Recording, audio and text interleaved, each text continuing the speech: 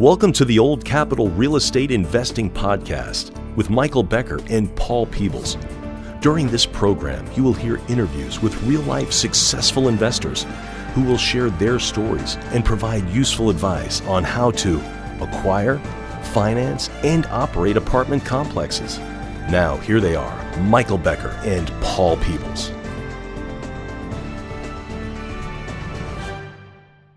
Welcome to the Old Capital Real Estate Investing Podcast. I'm your host, Paul Peebles, National Underwriter for Old Capital. And joining me today, as always, Michael Becker. Hey, Paul.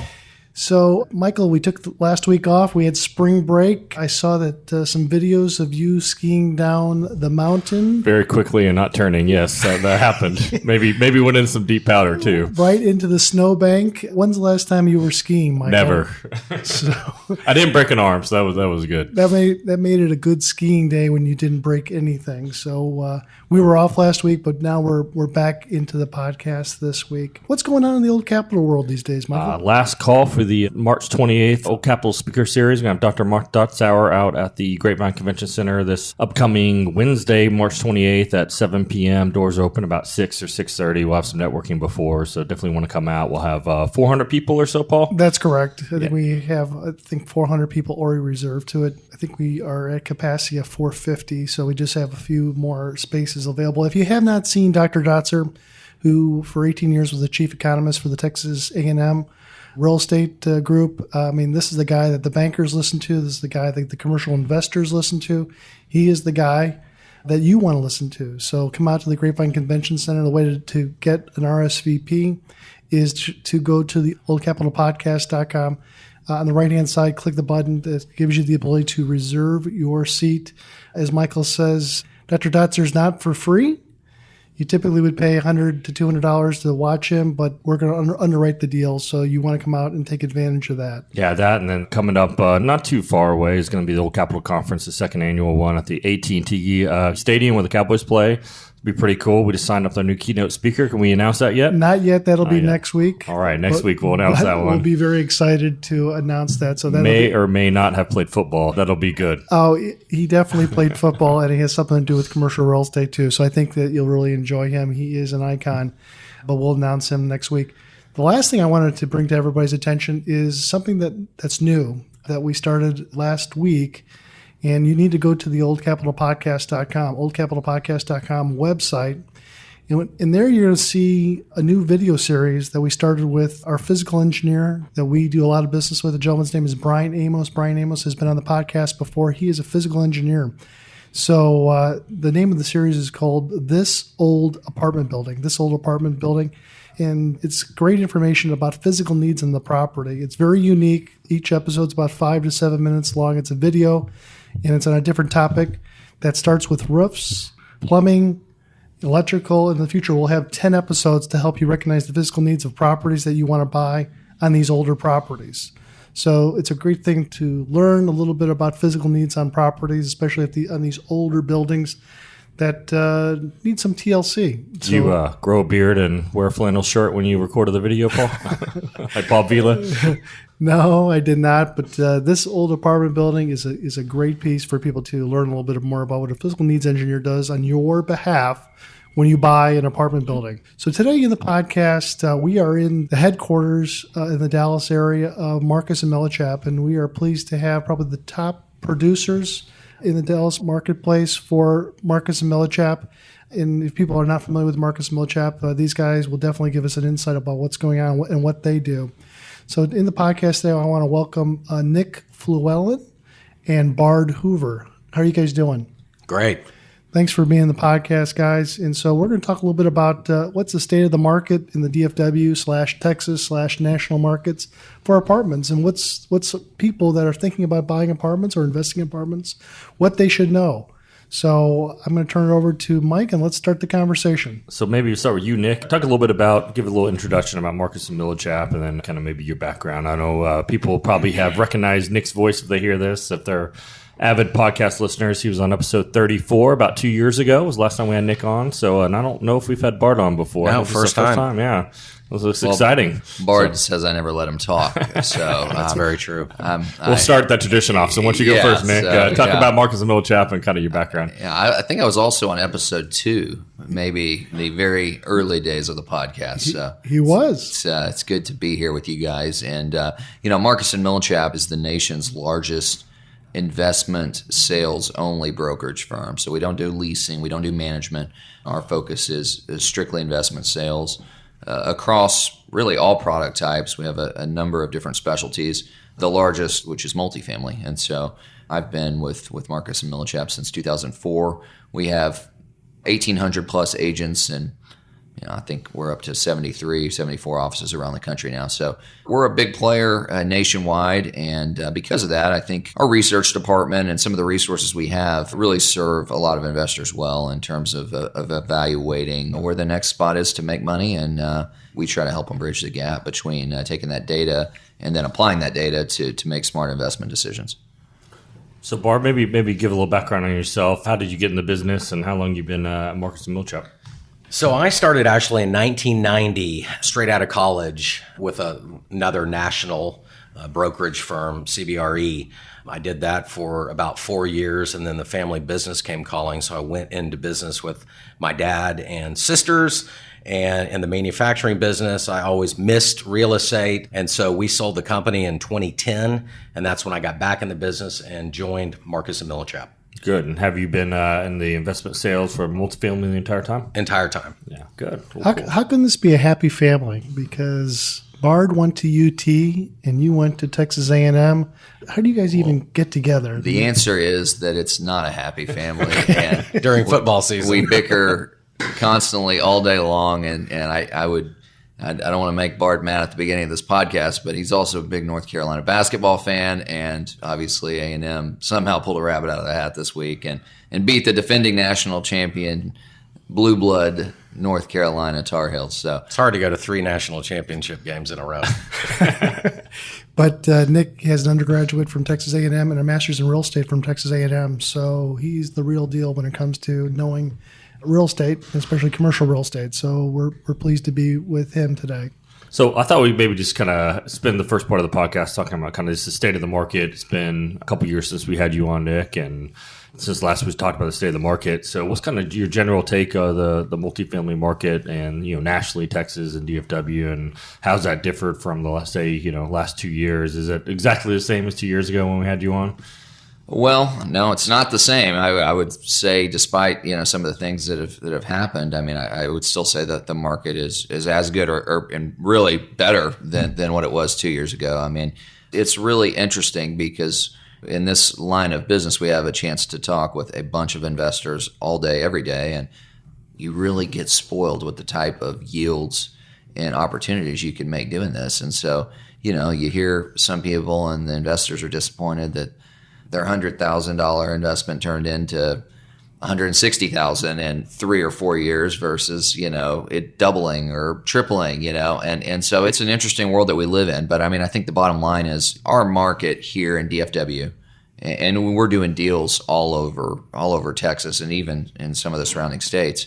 I think the bottom line is the activity on every deal we have is off the charts right now, and it's a great time to be a seller of real estate, and I still think it's a great time to be a buyer as well. I mean, there's been a lot of deals people have bought and they felt like, I was a little uncomfortable and I bought this, and I think they look really good right now. And I think the reason for that is this is a market that's built on fundamentals. I mean, while the cap rates are compressed and it's gotten to be a much more aggressive pricing environment than it historically probably has been. At the end of the day, I mean, you have tons of population growth, tons of job growth.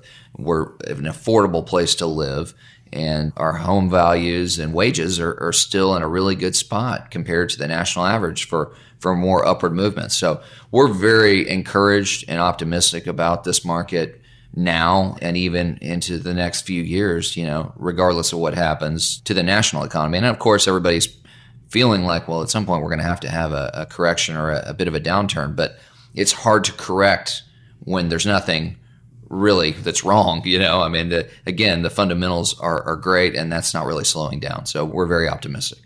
Well, and I'll add, just compared to other MSAs nationally, we go to Marcus and Millichap conferences, national conferences, where the top brokers from around the country in different markets are there as well, and they always put up slides where they track different metrics as far as population growth, job growth, rent growth in each of these different markets. And it's unbelievable how lucky we are to be in Texas in general. Other brokers from around the country tell us all the time, and you guys are so fortunate to live there because it just keeps going here. The yields have gotten so compressed in other parts of the country that people chasing yield but still need a major market to be in will look into Texas. And what's happening is that a lot of them are getting priced out of there. And so now they're starting to look into smaller markets, secondary and tertiary markets as well. But the bottom line is Texas, North Texas particularly, is in a great spot. So if I fell asleep 2 years ago and woke up today, what's kind of the differences in what we see today and with the recent transactions as far as like cap rates go, any sort of changes in interest rates, and then kind of the buyer perception and demand? Maybe kind of talk about the last couple of years and how it's really kind of modified or evolved over the last 2 years. Yeah, well, I think certainly if you grabbed a set of P&Ls from a property 2 years ago and compared them to today, you're going to see rent growth pretty much across the board in the Metroplex. I think occupancy is about the same. It's very high. From a financing standpoint, I mean, I would say, and this is a more recent development, but with rates having gone up here recently and forecasted to continue to rise throughout the rest of this year and certainly probably beyond, in the past couple of years, almost every deal we've done was with new financing. Regardless of how much the prepayment penalty was, it was just absorbed, and that was how a seller was going to net the most money.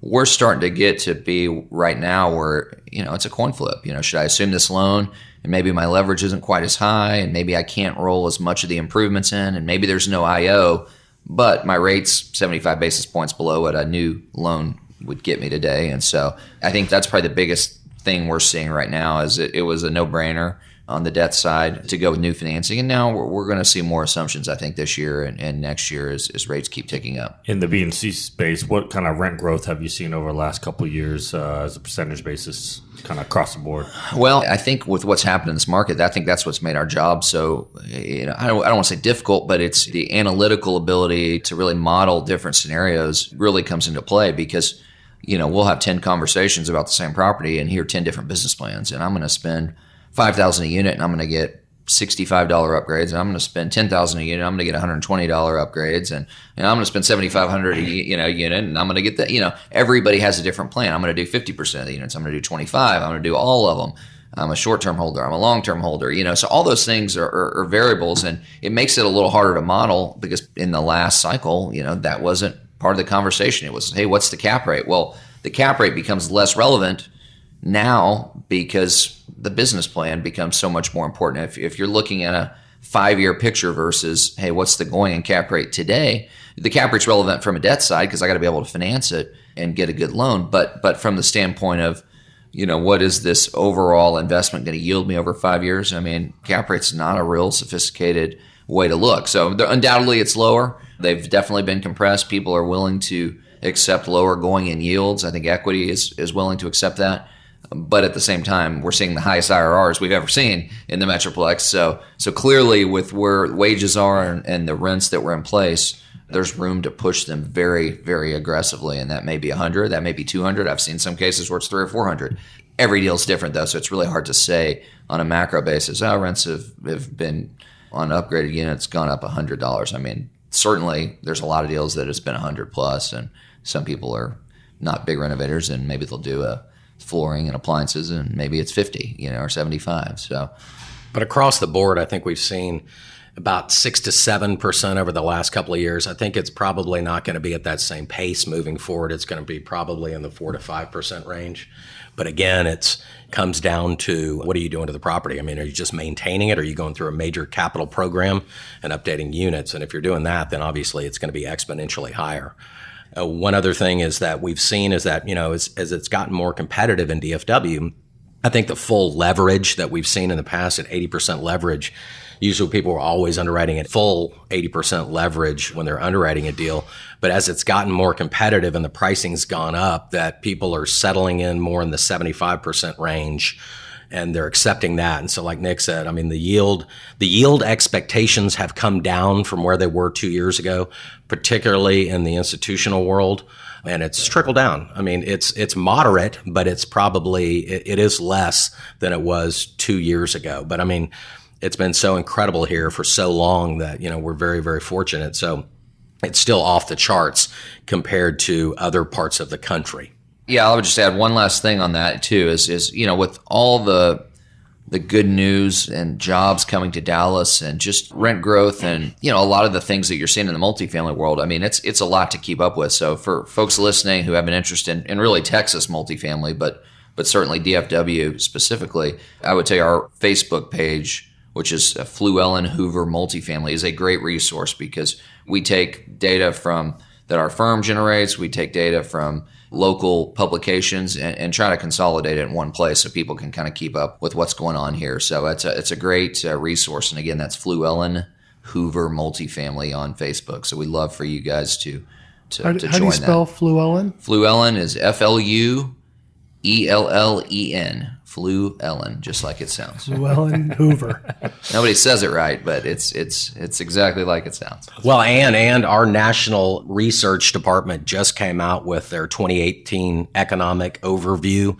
And so if you want to go onto our website or go onto our Facebook page and request that, we can certainly send that out to you. And we also have a national market reports for other markets outside of DFW, specifically all over the country, with an index that ranks a bunch of different factors from vacancy to number of units coming online to job growth, et cetera. So if somebody lives in Baltimore or somebody lives in Miami or somebody lives in Denver, but they don't have really a person that they know at Marcus and Millichap, would you be a good person to introduce that person to? Absolutely. Absolutely. Yeah, because these guys definitely know their stuff in Texas, but they also, because they're multiple President's Club, they have these relationships with other Marcus and Millichap people that may be in your area.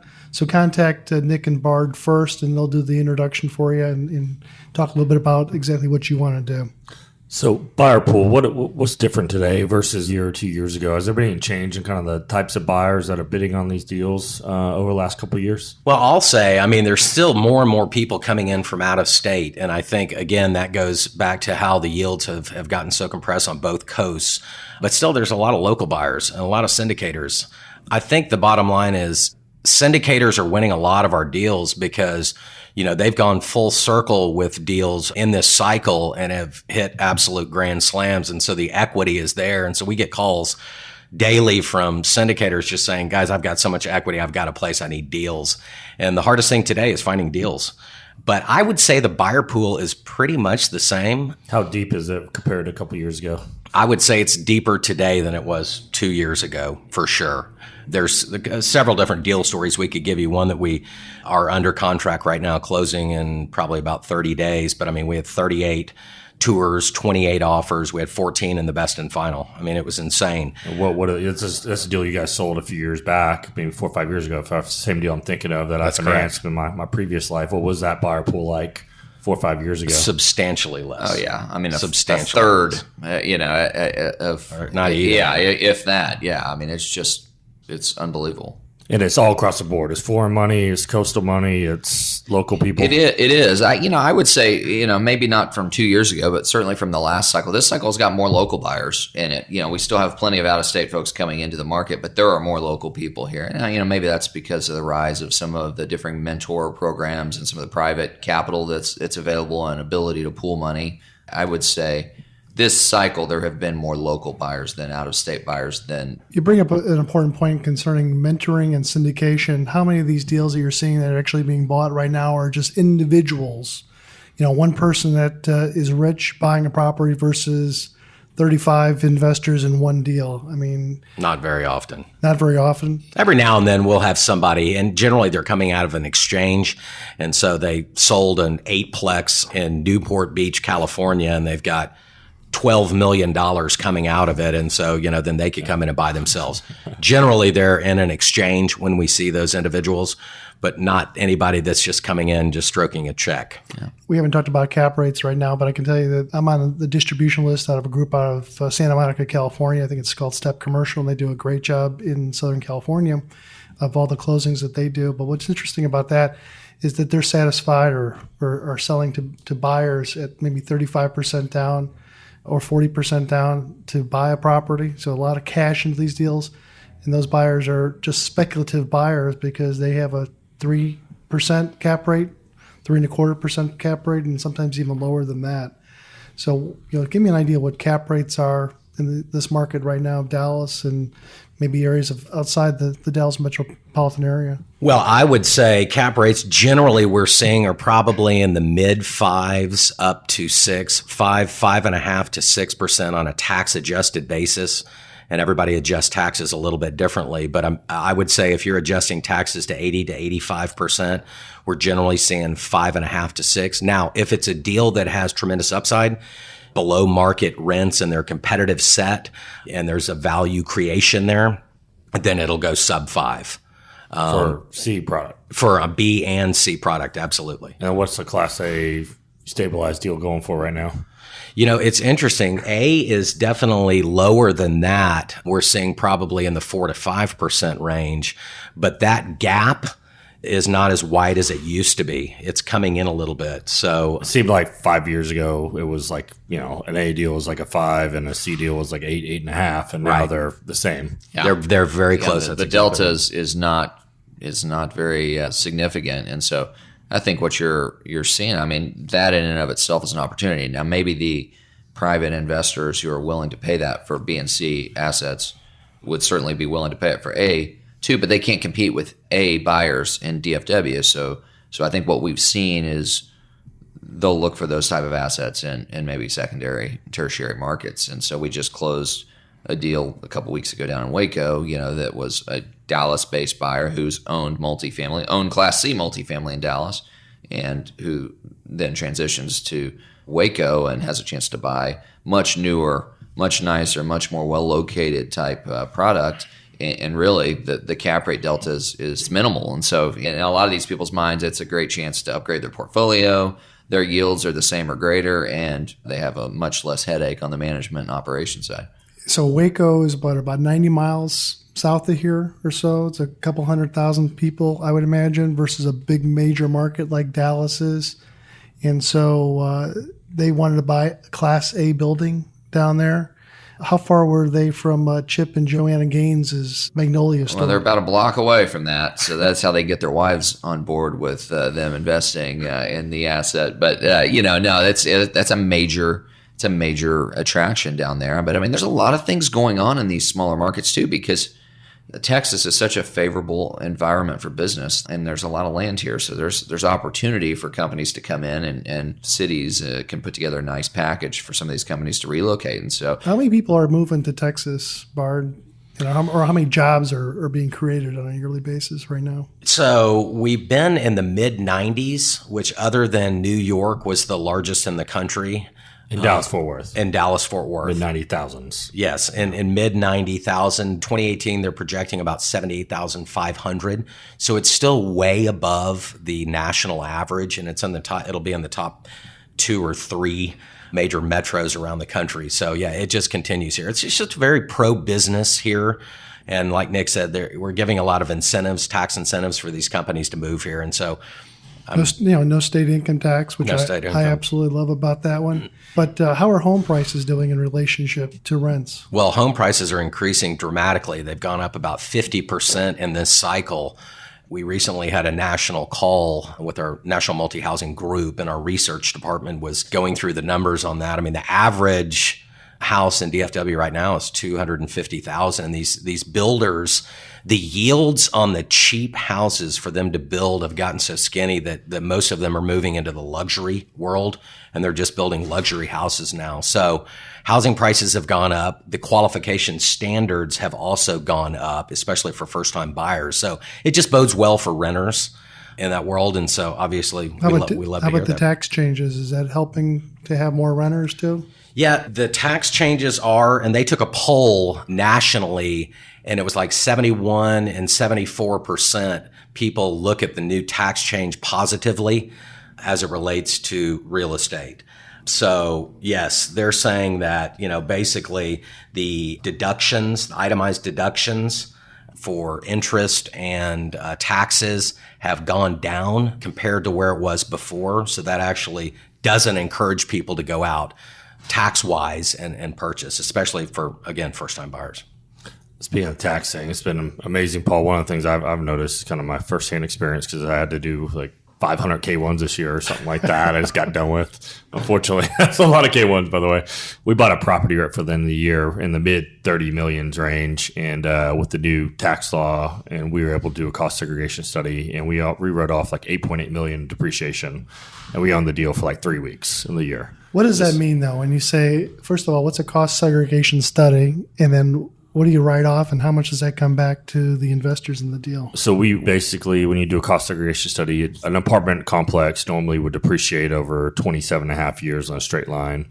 And if you do a cost segregation study, it breaks the building down into components, and you can either depreciate over 5, 7, 15, or 27 and a half years, depending on the components, like the flooring and appliances accelerate the depreciation. So we were able to essentially bring future depreciation forward, and we could write off all the 5 and 7 year categories, and it totaled almost $9 million. And, we raised $12 million through the deal. So my investors got basically a loss for 75% of their initial capital invested. And that's unbelievable. So they could take that off any other passive income they have.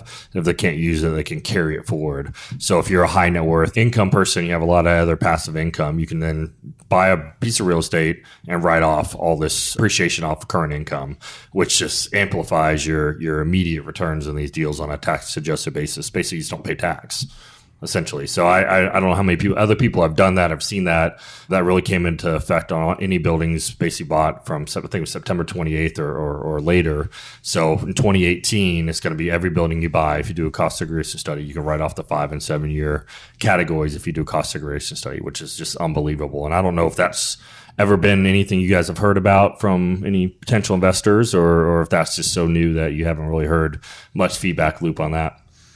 Yeah, I mean, we've got a number of clients who've certainly done cost segregation studies. And again, especially, if you have other passive investments, or if you're a real estate professional where you can take those losses and directly offset your income, then it's extremely valuable. It's a great investment vehicle when you've got positive cash flow and a paper loss, that you can save money. So how are people winning these deals? I mean, you guys are the top producers, in this Dallas-Fort Worth area. And so you see a lot of opportunities for people to buy properties from you.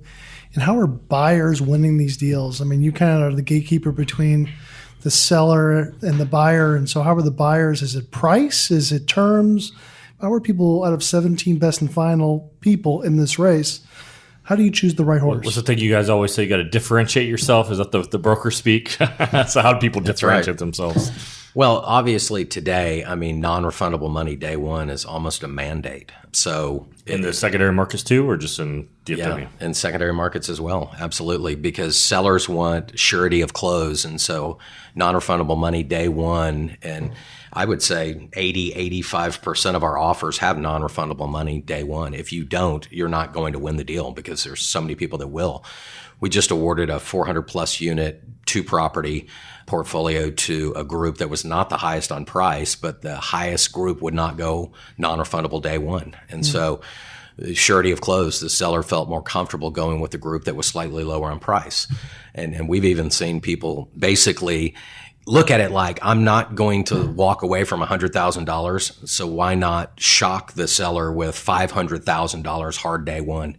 And sometimes they get away with it where they can get a little price reduction for doing so. But I would say, price is always a factor, obviously, but non-refundable earnest money day one is critical in today's world, and no finance contingencies. So everyone will have underwritten the deal, contacted Paul, basically gotten their debt quotes and gotten preliminary approval. And so there's no contingency. Yeah, there's no financial contingency, but is there like a physical needs contingency? Is there something that says, hey, listen, there could be bad soils underneath the ground? I mean, how do you guys underwrite to something like that? Usually people carve out clean environmental and clean title when they go non-refundable day one. So those are the two things they usually carve out. It's rare that we're selling a deal that hasn't had some type of agency loan on it in the past, though. So environmental's never killed a deal for us. And really, we've had some title issues that we've encountered here and there, but again, most of that is stuff we can work with. But you guys also work not only the bigger deals, because you just talked about a 400-unit portfolio of properties, but you also work some of the smaller deals. And then you give opportunities for people like the babies to come up to get to the next level. Talk a little bit about what you guys do internally, which is a little bit different from everybody else. You have different groups that you guys have that do 75 units and below and 75 units and above. Yeah, I think for us, this is a long-term relationship business. And so we would like to get to know investors when they're starting their real estate career. And we've got resources dedicated to helping them, buy their first deal. And it may not be a huge deal. It takes just as much work, but it may not be a huge deal. But at the same time, we know that if we can start building that relationship early, then hopefully we can grow with them and help them do many deals in the future. And then you guys have opportunities for people that are in the secondary and tertiary markets too. Talk a little bit about that and what the benefit is for that. Yeah. No, people are asking us right now too. Well, where's the biggest opportunity? What other markets? Obviously Dallas is hot. So what other markets do you guys see an opportunity in? And I would say our answer is almost always you need to be looking in the secondary and tertiary markets. And so what do we mean by that? Amarillo, Lubbock. We just closed a deal in Amarillo in December. We've got 2 in escrow in Lubbock right now. We've closed a deal in Nacogdoches. We've closed a bunch in Waco. We've closed a bunch in College Station, East Texas, Tyler, Longview, even little small towns. We closed a deal last year in Lindale. We just closed a deal in Albuquerque. We've closed a deal in Louisiana. I have another one in escrow in Louisiana right now. We are about to bring out a couple deals in Oklahoma City. These are markets that if you're a yield buyer, maybe you're not going to have the same fundamentals and appreciation that we're having right now. And maybe you can't go get $150 rent pops. But most of these markets, they don't have the faux wood flooring and black or stainless appliance package with new fixtures. That's never been done there. And so there's a real opportunity to differentiate your product there. It's really hard to differentiate your product in DFW. You can't think of something that somebody else hasn't already done somewhere. And so that opportunity exists. You could buy at a lower basis.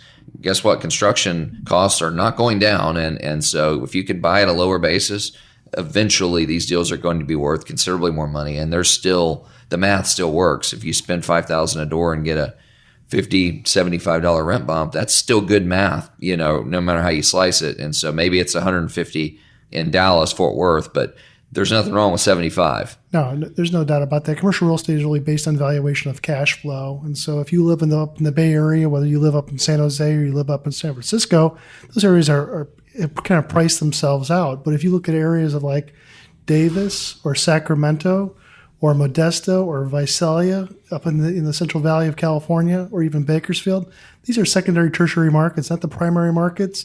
But we have found in those markets that you put a little bit less cash into the deal, get a little higher cap rates, get a little higher yield, and that's what you see in Texas too. In some of these areas that are not primary markets like Dallas, Fort Worth, but are areas that may be 50, 60, 150, 200 miles outside the primary markets. Great areas, great growth areas, great stories about education and schools out in some of these marketplaces, but they're not in the primary markets. And you would probably hire a third-party property management company, and you wouldn't have to manage the deal. But it's a good opportunity to take a look. And I agree with Nick on this. The secondary, tertiary markets. Those you can have a bigger impact these days. I'll put my old capital loan originator hat on and say too, you can get great debt, just as good a debt in most of those markets as you can in some of the larger markets. Some of them have some restrictions, but for the most part, I think that's the other aspect that people need to be aware of is that you can go buy a deal and still get just as good of a loan out there as you can in Dallas, and you can still roll improvements into your loan. And the agencies like those markets for the most part. So that's an important consideration, obviously, and it's a big part of the value. Yeah, as we kind of wrap up here, this might be a good time to transition. That's a good point that Nick just made. I think you can still get upwards of 80% financing in these secondary markets because the cap rates are 75 basis points or 50 basis points or 100 basis points higher than they are in Dallas-Fort Worth. But one of the things, maybe, Paul, you can talk about, we just saw kind of hot off the presses, the Freddie Mac small balance program made some adjustments to how they underwrite Dallas now. So maybe kind of talk through that and the debt service coverage change that they just came with. So I think that Dallas and maybe Austin too, but definitely Dallas is kind of in a transition. It's kind of gone from like a national marketplace to almost like a gateway city. So a gateway city would be like New York or Chicago or Orange County or San Francisco. So Freddie Mac in the last week or two has kind of realized that for Dallas, and they thought, we typically look to underwrite deals at 125 debt coverage ratio. So we got to have enough income to qualify to pay the mortgage. Well, we've taken it from 125 down to 120 in Dallas-Fort Worth, and that's a big deal. And you're going to be able to get better pricing too. So is that Dallas-Fort Worth or just Dallas County? Dallas County, Dallas-Fort Worth in this area. So we definitely like Freddie Mac is acknowledged that Dallas is one of those big cities that they're willing to go with lower debt coverage than they were before. So instead of 125 down to 120 and better interest rate pricing too. So that's a big thing, and maybe more loan dollars. So kind of as we kind of wrap up here, maybe Bard, is there anything you want to leave people with that are, aspiring first-time apartment purchasers, syndicators? What are some of the things that you kind of little pearls of wisdom that you've learned over your career that you maybe impart upon them on some of the best practices and how do they get into this business and become successful, winning deals and getting the broker's attention along the way besides kind of just price and terms? Any sort of intangible things you can leave these guys with? Yeah, I would say we really appreciate when buyers will go ahead and drive the property and underwrite the deal before, we start talking about setting up a tour or anything like that. I mean, to be prepared and to get the numbers and send it to Paul to underwrite the deal for you, to make sure you understand the debt on it, to make sure you understand where the insurance is going, just to be prepared ahead of time, drive the property. Like I said, do your due diligence going into it. It's refreshing to work with people who are prepared because we want to make the process very simple for the sellers. And the more prepared the buyer is, the easier it is on everybody. So I would say that. And, sometimes these deals, most of the time we go to a call for offers and then a best and final, but sometimes the sellers will take an offer, a preemptive offer.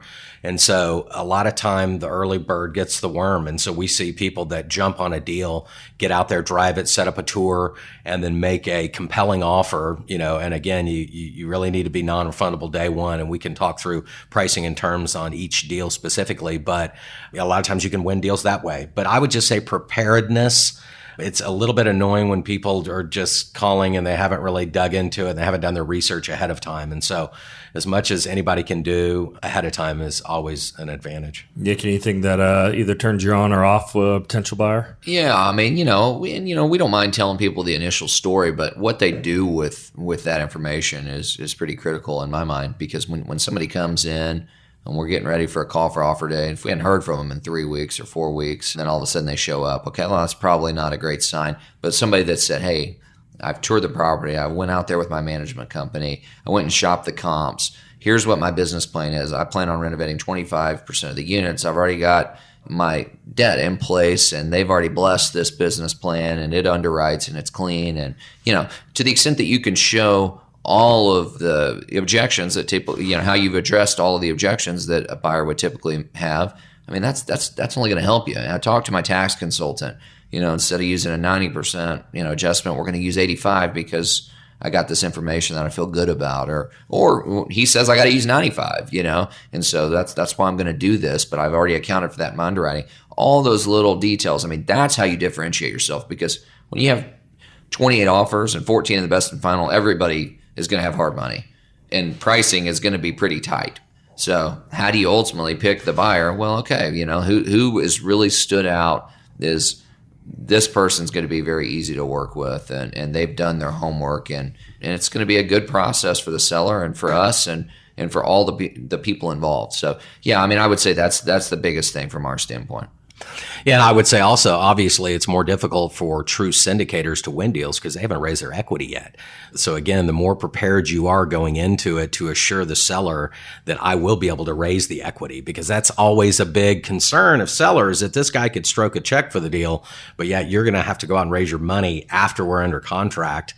So you need to do those little things to assure the seller that you're going to actually close. But track record overcomes that. For sure. No doubt about it. Yeah. Cool. No doubt about it. And remember, there's a lot of investors and there's a lot of brokers out there, but it's really kind of a small world. And so basically your history of how you've transacted in the past will always follow you. So relationships are very critical. So I would do business the right way is what I would say. Do business the right way and it'll pay dividends in the end. Last thing is that you guys don't advertise on LoopNet. Is that right? Or do you advertise on LoopNet? But if people want to get a hold of you, they have to go onto your website and register to get information. That's right. So our website is multifamilyadvisors.com, multifamilyadvisors.com. And you can go on there and it'll basically shows you all of our deals that we have on the market in escrow that we've recently closed. And then from there, all of our contact information is on there. Again, to sum up our team, Nick and I run the team. We're 76 units and greater, basically all over North Texas. And we have two guys, Trey Caldwell and Preston Kirkpatrick, that work with us on the larger deals. Then we have two guys that do 75 units and under. That's Matt Aslan and Joey Murray. And then our secondary markets team is Sean Scott and Evan Burke. And so each deal will have a different lead into broker on that deal. And so, you can call us or figure out, you can call one of the other guys to figure out who's the lead. And then from there, you would get in contact with that individual. Yeah, and that's my point, is that you're not going to find your inventory on LoopNet. You have to build a relationship with your group. And yes. You have to go into the website. You have to register to get the information. And that's how you build a relationship. Having just looked stuff through LoopNet is not how you're going to find a lot of inventory throughout the United States. That's usually, I kind of call it I wouldn't say the garbage heap of a lot of properties, but it typically is. It pretty much is. It is. So you really want to build a relationship with guys just like Nick and Bard and their team about what's available out there. That's true. Yeah. So any parting words of wisdom before we wrap up? What's the best way besides your website to get a hold of you guys?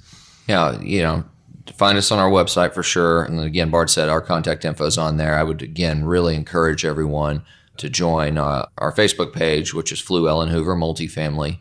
And, certainly give us a call or find us at an Old Capital event, because we'll be at those as well. And, we'd love to sit down and put you in touch with the right person on our team that can help you. But again, anybody listening, from the smallest deal to the largest deal, we feel like we've built a team that is ready to help. We look forward to working with folks. Now, you're going to be at the Old Capital event in September. Tell us a little bit just your thoughts from last year. Did you think on your side, and did you think the 450 people that were there, do you think they got something out of it, the all-day Old Capital event?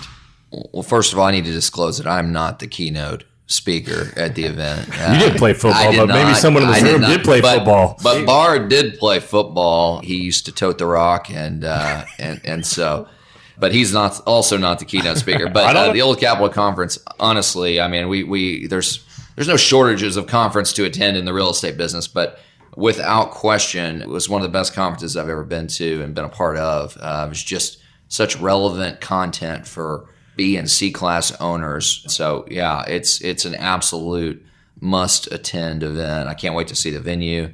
It's going to be great. But the networking and just everything about it last year was first class. And I'm quite sure that having done the first one, there's always things that everybody feels like that they can do to even make it better, which is a high bar. But yeah, we're very excited about it and look forward to being a part of it. Anybody listening, it's worth a trip to Dallas to be there. And like Nick said, they come to a lot of our events, and a lot of other brokers do as well. So this is not a business you can do behind your desk or behind your computer. You got to get out, you got to meet people, you got to establish relationships. Bard referenced it. This is a relationship business. You got to build a track record, and you never know what little intangible thing might tip the deal your way versus the next person. So I definitely encourage everyone to come out September 13th, again, March 28th. Dr. Dotsauer is coming up next week, so make sure we hopefully see everyone out there. Paul, anything else before we wrap up? That's about it. I just want to thank Nick Fluellen and Bard Hoover here at the Marcus Millichap office in the Dallas-Fort Worth area. I mean, these guys are the top producers, and we definitely think very highly of them. So we appreciate you guys being in the podcast today. Michael Becker, thank you. I'm Paul Peebles. Have a great day. Thanks for listening to the Old Capital Real Estate Investing Podcast. Please join us at oldcapitalpodcast.com to sign up for our weekly email updates. We'll see you next week for another great interview.